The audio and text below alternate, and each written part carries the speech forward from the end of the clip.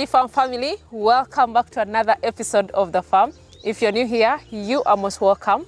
Please consider subscribing if you haven't already, and also turn your notification bells not to miss out on any episodes of The Farm. And of course, to all our returning subscribers, thank you so much. We really appreciate you guys so much. And thank you for believing in what we are doing at Value Farm.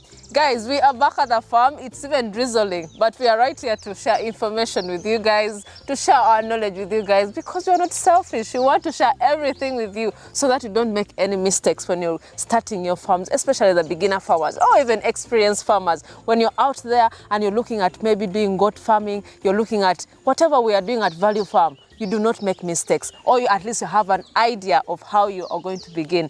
I also have my co-director right here who is going to say hello to you guys and also say something. You're welcome. Wow. Hello, everybody. My name is co-director Grafton. Yes, all the way from, I guess, the streets of New York. Now I'm on the continent. I'm in East Africa. I'm here in Uganda. And guys, let me just tell you something. Yes, it's definitely daybreak, but the sun is not yet shining. But as farmers, we welcome this type of weather, because when you get rain behind us, I'm sure in the B-roll you guys are going to see some maize. Yeah. The team has done a phenomenal job planting a very, very good number of acreage of both for the maize, beans for the staff, food for the staff. And the reason we wanted to cover these particular topics today is because there are so many of you guys out there that want to start farming. You want to start your farming projects, but you are paralyzed by overanalyzing what's available to you. And some of the things you need to consider.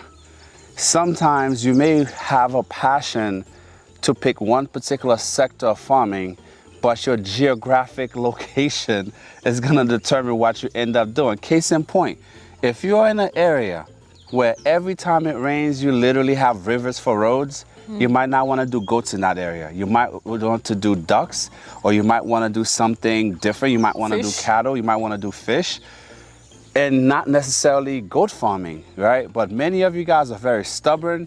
You just get so fixated on just doing one particular type of farming. In the very beginning, for those of you that have been following the VF family on the early days of our journey, we always stress this one point to you. Don't be rigid. You have to be flexible. You can't just decide you're gonna do A, come hell or high water, just stick with that specific plan in mind. Because even with us, as a company, as a young company, we've actually had to pivot and made changes along the way. Like for instance, right, when we first got here, no one ever thought we would ever do pigs. But you guys know us for having now goats, sheep, and pigs, right?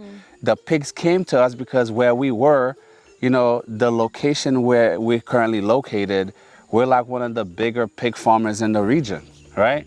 And it makes sense. And when it's time to actually have the numbers, we can easily scale up.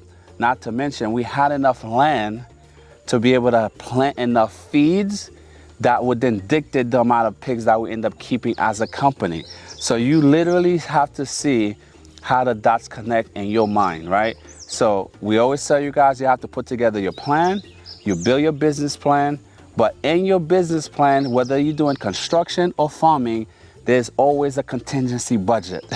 So when it comes to your decision, your level of flexibility, leave room for you to be flexible, because along the way, something might happen. You might discover that, you know what, you're doing rabbit farming, and everybody in your area is looking for local chickens and local chicken eggs. What do? You're just gonna stick with just rabbit farming? You can, but that's not the prudent thing to do, right? And when it comes to actually getting into goat farming, guys, we really want to stress to everybody watching. I don't care if you're doing goats, if you're in cattle farming, ranching and farming. We don't care if you are in sheep production. Everything you do, you need to think about the bellwether, the main component that will definitely have an imprint on the direction of your farm. Let me explain. What do I mean by that, right?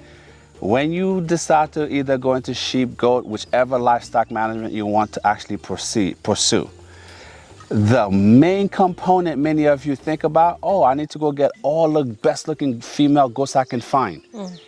It's important to have quality females to start. However, the main thing you need to keep in mind, don't spend money on an expensive suit and then go out and buy a very cheap pair of shoes to go with that suit. If you're gonna spend the money to get the quality females, you need to be cognizant of the fact that 50% of your whole flock is gonna be imprinted by that male. And if it is goats, that's your buck. If it's sheep, that is your ram. So you can't spend all the money on those if it's goats, use if it's the sheep, and then go out and just get a buck. You cannot go for a beta buck or beta male when it comes to this business. This is serious business, because no matter how many females you have, that female is gonna give you 1 to 2 kids at a time, right? Or 1 to 2 lambs at a time. But that one buck, you can definitely get that buck onto 25 to 30, sometimes 40 of your females at that farm is gonna be giving you offspring from that one buck. So if you come with a subpar buck, it will have a long-lasting effect, a long-lasting impact, because if you select the wrong buck, you're losing about a year to a year and a half into your breeding program. Because long after those offsprings are born, you're not gonna realize you ended up with an inferior product until those kids are weaned and they just don't look the part. They just don't make the grade for the selection to keep them into your breeding program. So the moral of the story, if you're gonna go into this line of business here, whatever people tell you, whatever you're reading online, whatever you're seeing on YouTube, listen guys, we love the enthusiasm of all the content creators out there. But let's face it, some are giving great information based on experience, and some are just watching videos and they're giving experience based, they're giving you advice on what they hear other people say. That's not what we do here at VF. We give you learned experience. We tell you what we have experienced, the good, the bad, and the ugly. We give it to you, and we give it to you with no chaser. If you listen to what we explain and express, especially when it comes to how to start your farm, it's not rocket science. You need quality females, but more importantly, you need a phenomenal buck or ram to put on your herd. You understand? You might be able to get away with okay females, but you will be punished if you try to introduce a subpar buck or ram. Anything you want to add to that, partner? That is really amazing, because from our experience, from you even teaching, because there's some things that you really tell me. Like when you went to South Africa and you told me there's a difference between the flock bucks, there's a difference between the stud bucks. Same to the sheep. Everything. I didn't know all that. But from learning from you, who was on ground, and you knew what was happening, and of course the animals that we've been receiving right here, you should be very warned about what you're going to receive. Someone may tell you, oh, this is 100 pure buck, but actually it is not. It is one of the flocks. That would never make the grade. Exactly. Same to the rams. There's T4 and T5. I didn't know that, but I got to learn.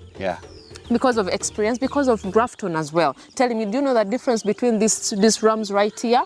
This is the difference. You may look at an animal just like that and you think, okay, this is nice looking. You just look at the features and someone convinces you, this is a pure, take it to your farm. But you've not really educated yourself, you've not researched enough, you're going to go with the lower breeds at your farm, and that is going to really destroy the whole breeding process if you're into breeding as well. If you're into meat, maybe you can say, okay, I'm going to slaughter them. But if you're a breeder out there, be careful with the farms that you're going to. They may let you know that these are 100%, yet by the look of things, they're not even 100%. They're not even close to pure. But just because someone is just guessing the percentages here and there, you should be very, very careful. If someone doesn't have a certificate or doesn't have the records for you to know that, okay, this one was imported from South Africa and this is the record, this and that, please be careful. Pricing is totally different. You may start with a flock, but go on upgrading, but at least know what you are taking to your farm. But what you guys have to be aware, when you're buying a flock animal, it's not that it's bad, it's just not the best quality you can get. When you get a flock buck, for instance, it can still do the job. Any flock buck from South Africa is 1,000% better than any other regular bucks you're gonna find here in Uganda that's not of that quality. However, where you really need to be careful is when you being sold flock animals. Exactly. And they're charging you For a stud. That's not nice. Because at the end of the day, it's gonna set you back.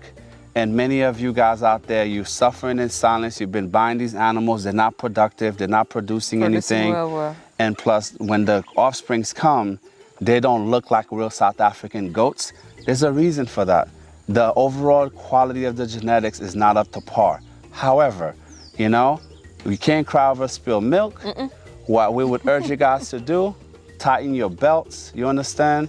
Stop going out every weekend in Kampala or wherever you might be. If this is the business you want to be in, guys, you cannot lay down after you get the first hard punch to the face. What do we mean by that? In life, you're always going to face challenges. In business, you're going to face challenges.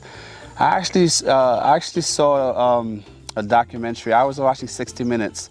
I would say maybe like 6-7 months ago, and they did a feature on billionaires that went broke at least multiple times, and they still end up as being billionaires. And what does that mean? A lot of the time, you know, us being risk takers, right? We step out onto the ledge, we make decisions. Sometimes they're gonna pan out great, and sometimes you're gonna have to take a step back.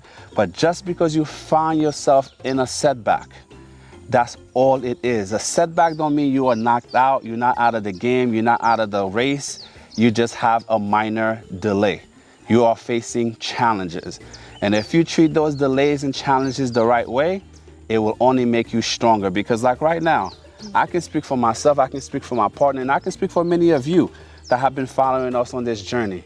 As a team, we have grown. Our knowledge base has grown. Has really grown. How? It's experience. You could read all the books you want, you could watch all the wonderful VF videos you want, but until you get off the couch and you start taking it on the nose, and you find yourself on your knees looking for answers. But guess what? The message is here.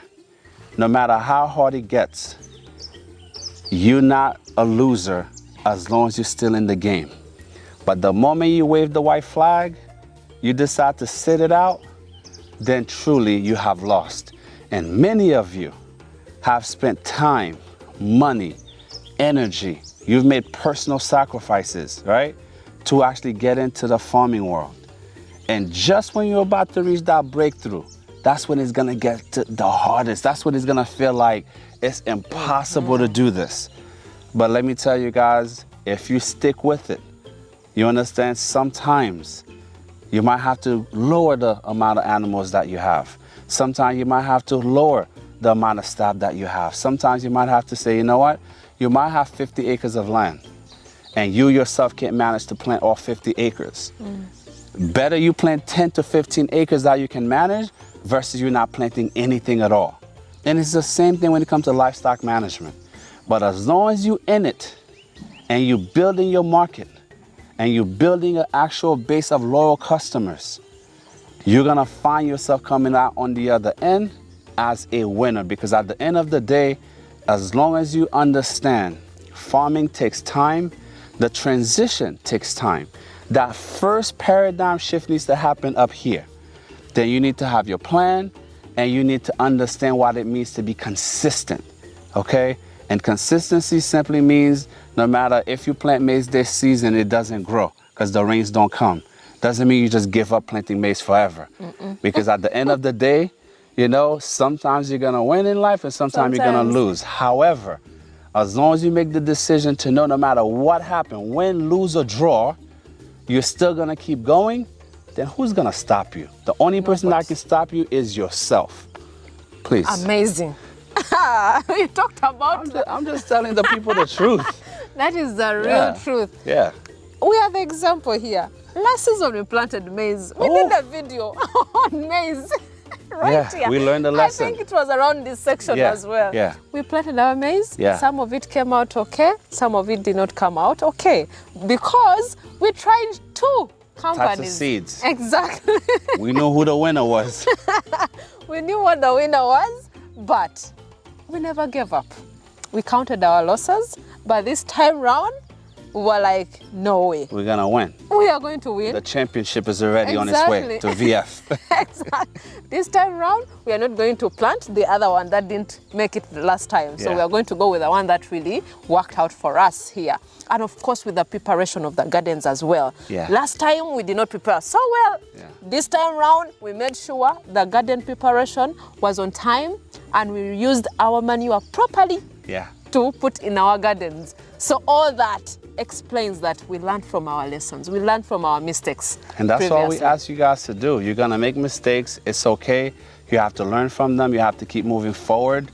And guys, please, if you don't put your all into this farming business here, don't blame farming for why you fail. You have to look in the mirror and blame yourself. True. You know, the rains are coming. We got to wrap this up. Yeah, it's But drizzling. how else do you want to finish this? No, let's just conclude. I hope you guys have really learned one or two things from this video. In case you have any comments, any questions, please leave them in the comments down below. Any piece of advice as well, any suggestions as well, please leave your comments as well. And also let us know where you're watching from. We have different people from different parts of the world. Leave your comments down below so that we know whom we are communicating to. We may be focused on East Africa, yet there's so many people out of even Africa. But we appreciate you guys so much.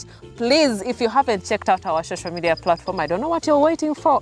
We have Instagram, that is Value Farm UG. Facebook, Value Farm. TikTok is also Value Farm. Go see behind the scenes and also learn something or just, you know, get inspired out there. But we appreciate you all. Till next time. Bye. Bye.